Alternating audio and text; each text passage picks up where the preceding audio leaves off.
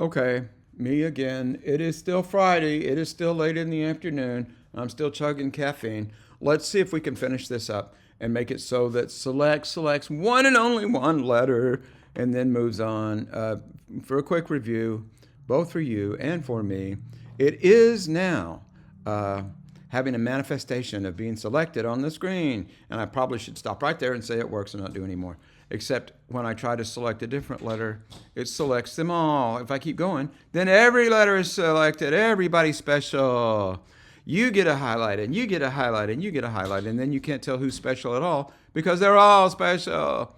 We don't want that. We want, when we choose a different special one, we want the original one to be unspecial.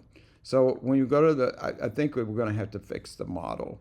We've got our mutating function. I tell you what, if you select a letter, that is wonderful, but you first need to unselect the one that's already been selected.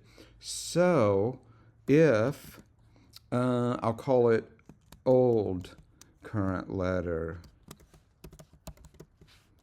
except we're working with indices here, aren't we? Old current letter index. Yikes, that's a long variable name. Old current letter index var I don't know about that. Here's the deal. We do need a current letter so that we do have something to highlight. We don't need to really keep the old current letter index from one. Look what it's doing here. Why might it want this to be an optional? Dun, dun, dun. It broke the seal on optional. Let's think about this logically late on a Friday afternoon. Current letter index will certainly be an index number into the array, so yes, it's an integer.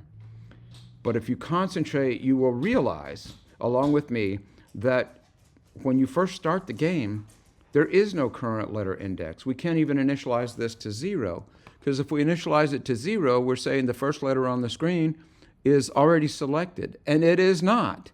So it is possible, thank you autocomplete, it is possible that current letter index has no value at all. Now then, that means, what does that mean? That means current letter index, yeah, we'll have to unwrap it. We'll have to see whether or not it has a value, and that's how we get an old current letter index. Let me type this and then think about it and then talk about it. First, let me spell it correctly.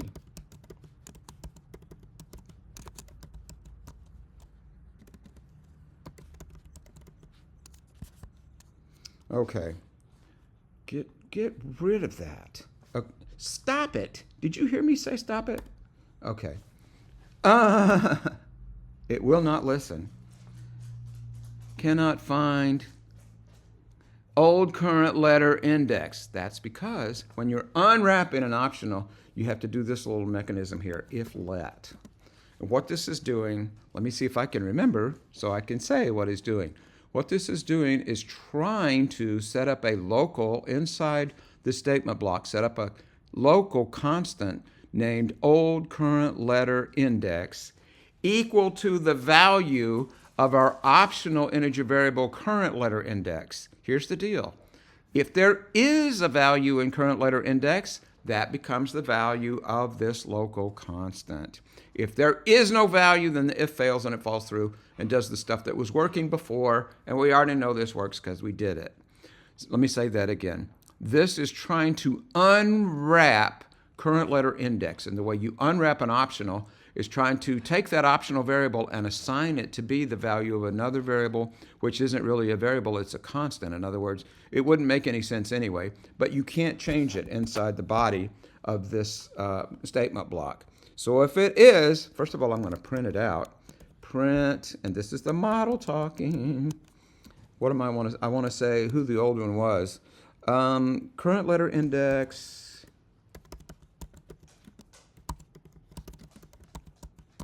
was, but will be no more, was whatever the old one is that was just now assigned because I unwrapped the optional. Old current letter index And I'm going to keep going with this print. So what? So unselecting, deselecting, whatever you want to call it. We're going to make it unspecial. We're going to unselect it. Or at least that's the plan. And the way we look at this, tab, is this what I want? I'm not going to accept it unless this is what I would have typed myself. Letter options, that is our array of virtual keys here. Then letter options, and we're using the local constant, which was the unwrapped optional value. Then letter options for that old one, set it is selected to false. Well, that was easy. Autocomplete, you might learn how these things work after all. We shall see. And while I'm here, I'm just going to print out the wazoo. Print, model still, current letter is now.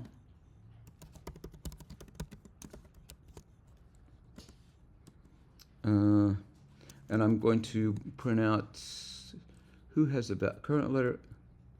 I don't want to get into that yet.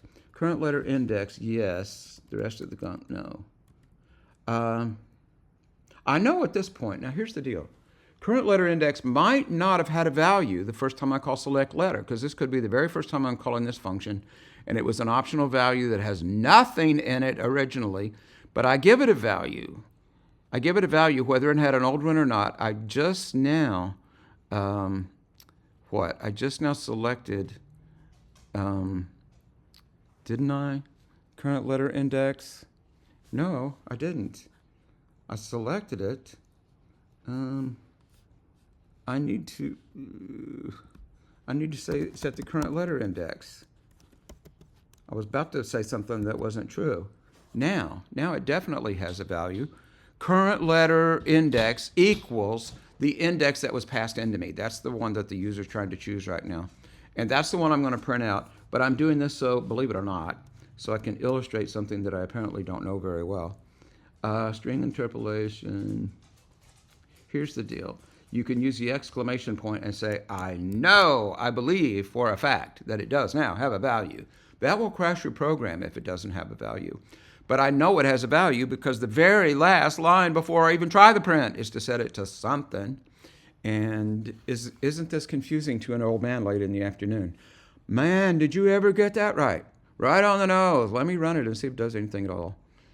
It succeeded. Phase 1 complete. Here's what we want it to do. I want it to unselect, please. Now click on S. What relief. I can start my long weekend in a relaxed, calm, meditative state. And you can check these down here where the model is telling us over and over again. I think it's still telling us about the view model. There's just not room for it on the screen. Let me see if I can. There. It's still telling us all the stuff it was telling us before. So when I click on A, here's what it told us. Way down here. Trying to choose A at index 0. Current letter was 3. 0, 1, 2, 3. It was F, I suppose. Yes, it was F. So you can see already the print statements are becoming verbose down here.